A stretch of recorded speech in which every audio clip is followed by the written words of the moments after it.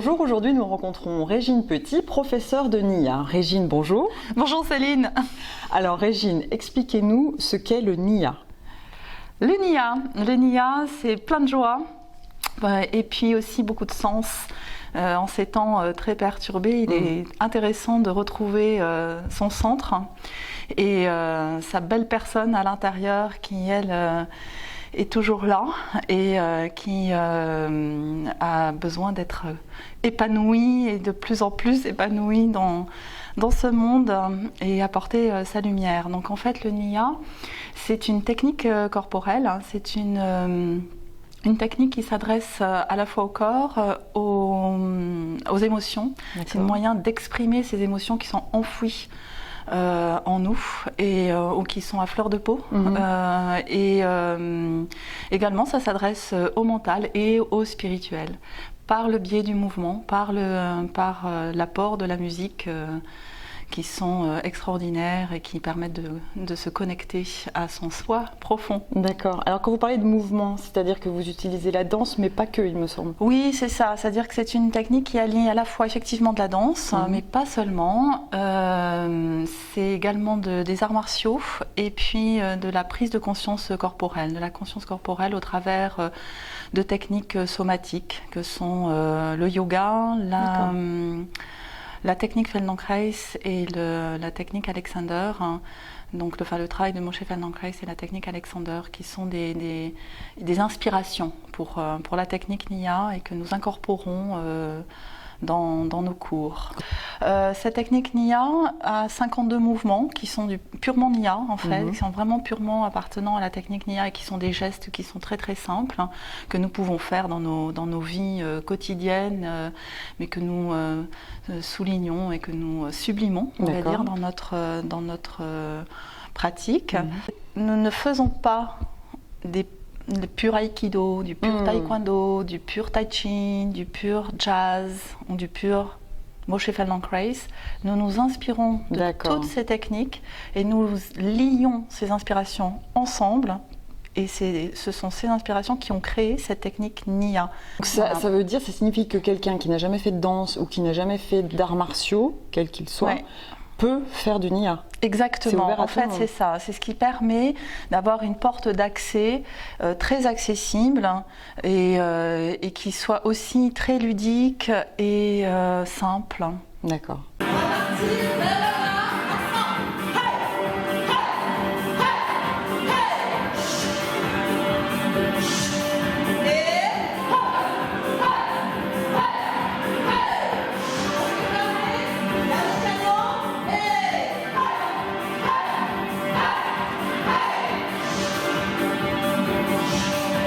Nia, ça veut dire quelque chose ? Oui, à l'origine, ça a évolué. Comme tout acronyme, on peut lui faire dire ce que l'on veut.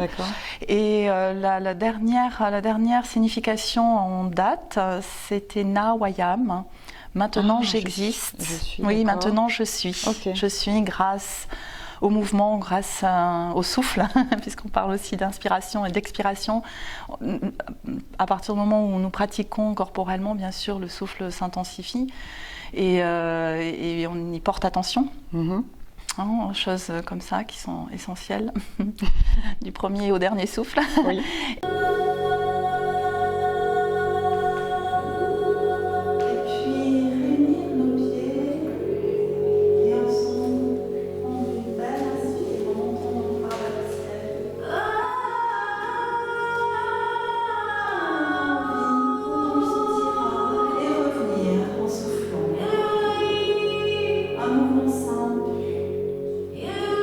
Concrètement, quand on commence à pratiquer le Nia régulièrement, qu'est-ce que ça va apporter comme bienfait ?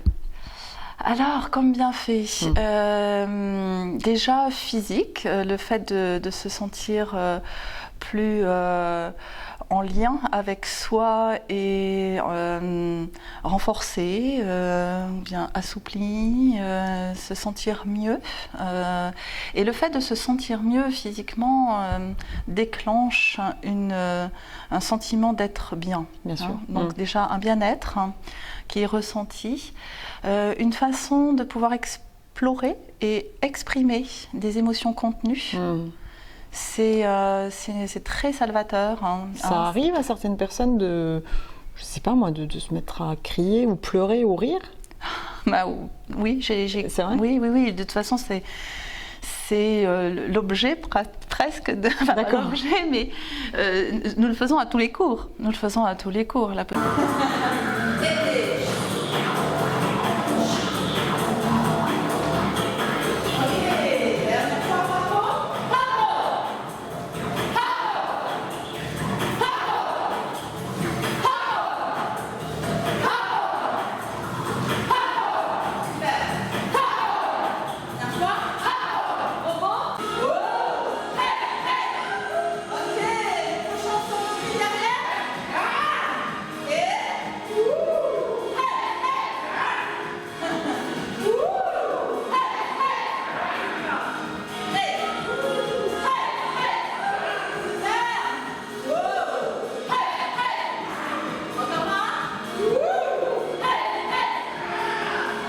La musique est importante? Le choix de la musique? La musique est primordiale. Comment vous faites pour choisir la musique en fonction du cours? En fonction du jour, de votre humeur? Oui. Oui, il y a toute la palette musicale hein, qui est infinie. Alors, il y a des musiques qui nous sont proposées par le siège international du NIA qui est aux États-Unis, en Oregon. D'accord. À Portland, où il y a des personnes qui sont dédiées aux choix musicaux et donc qui nous permettent d'avoir vraiment une très très belle palette déjà de base, vraiment très grande déjà, très éclectique et de très belles musiques qui nous font résonner, qui résonnent en chacun et musique en chacune du monde un des peu. musiques du monde, voilà, tout type de musique, vraiment. Vous êtes nombreux en France à pratiquer le NIA? On est une petite cinquantaine. D'accord. Donc on peut trouver des cours de NIA en province? Ah oui, tout à fait. Oui. À Marseille, à Lyon, à Nantes, à Bordeaux, en Ardèche. Beaucoup en Ardèche. Oui. Vous l'avez découvert comment cette technique? Moi, je l'ai découverte aux États-Unis. D'accord. J'ai vécu 5 ans donc, aux États-Unis. J'étais déjà dans... En fait, personnellement, j'avais 2 casquettes. J'étais à la fois professeure de fitness, professeure d'éducation physique et sportive, parce qu'à la base, je viens du monde sportif. D'accord. Et puis, j'étais également thérapeute en respiration consciente. Et j'avais également un centre de remise en forme avant de partir aux États-Unis. J'ai tenu un centre de remise en forme pendant 13 ans sur la Côte d'Azur. D'accord. Et dans lequel il y avait à la fois de la danse, des arts martiaux et de la conscience corporelle. Donc je pratiquais déjà ce que je parlais en préambule au niveau des inspirations du NIA, des techniques qui ont inspiré toutes ces disciplines. Je les ai pratiquées depuis ma tendre jeunesse.